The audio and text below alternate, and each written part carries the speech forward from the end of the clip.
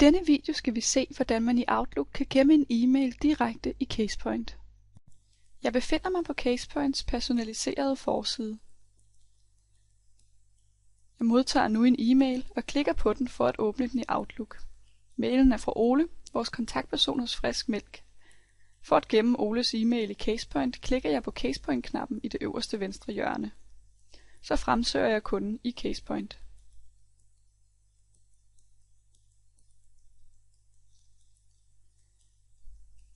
Jeg vælger at oprette en ny sag i CasePoint, som jeg kan gemme e-mailen i.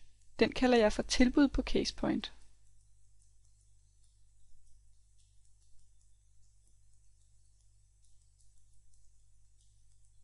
Herefter vælger jeg emne og status og salgsansvarlig. Nu er sagen oprettet, og jeg kan gemme min mail deri. CasePoint foreslår selv en titel, men den kan man naturligvis ændre.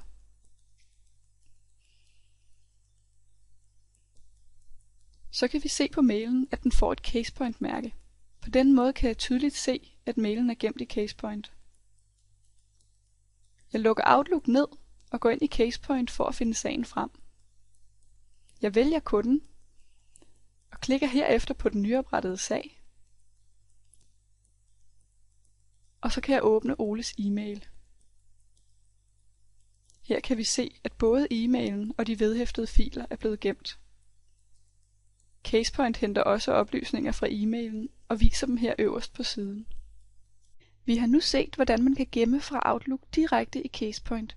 Hvis du vil vide mere, kan du gå ind på vores hjemmeside itlean.dk.